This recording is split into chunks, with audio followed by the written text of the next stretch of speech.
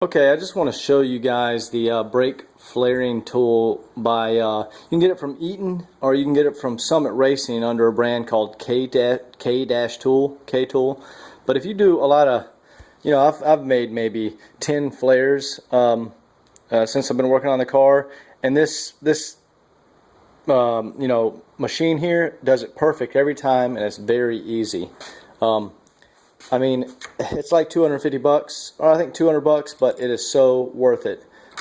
What you do, and I'm going to try this one-handed. So, let me get it out of this fitting here. Okay. So, my car is just a little interesting.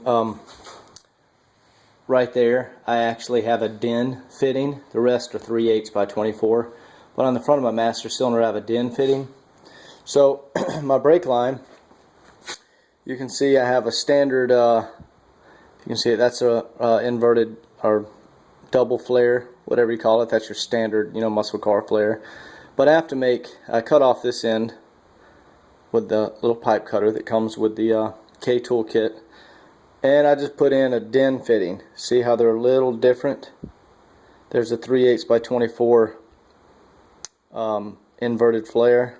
And a DIN fitting, you can see that the threads don't go all the way to the end, but you have to put a bubble flare on this side. So I'm going to see if I can set up this tool and show you how it works. First, you get your, molding, or this holds your line in place. So you can see this one says it's 3/16 line, and the DIN fitting right there, DIN, that is for bubble flares because it has a 90-degree flat back. On the other side is your standard 45 degree. See, 45 degree. You can see the seat there is 45 degrees. But we want to do a DIN fitting, right? So I put in the bottom half here. See if I can do this with one hand. Alright, what I'm going to do, I'm just going to take the camera off for a second so I can put the top half. The top half also says DIN on one side.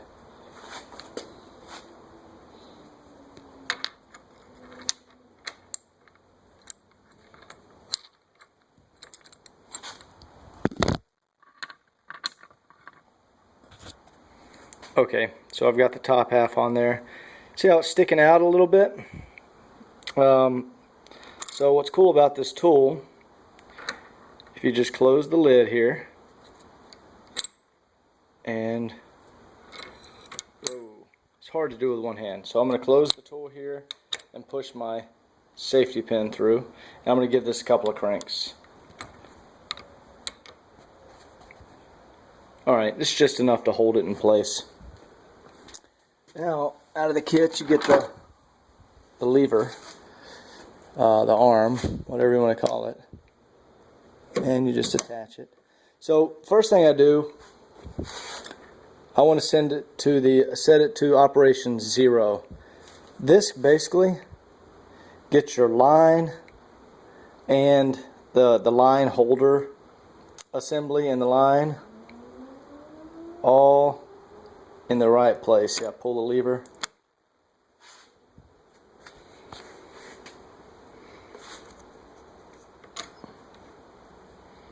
Alright, so you can see there, pushes everything back and puts it where it's supposed to be.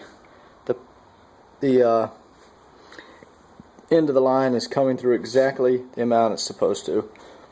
Then you just tighten that down, make sure your vise is tight. And I don't know if it's necessary, but what I do, since we're not doing double flare, we're doing a DIN.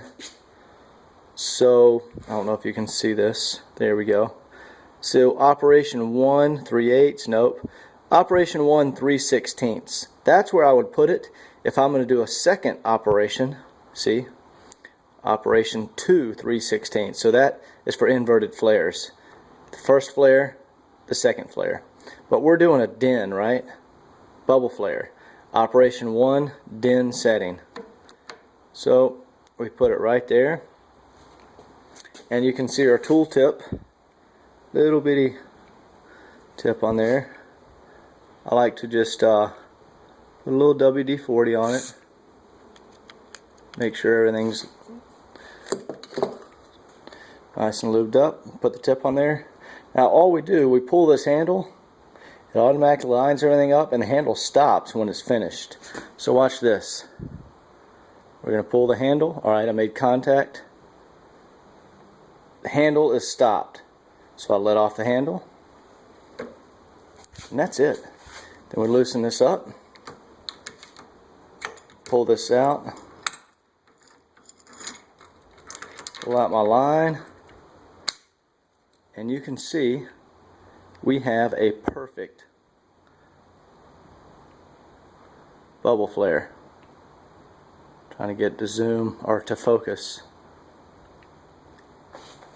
See if it'll focus on that.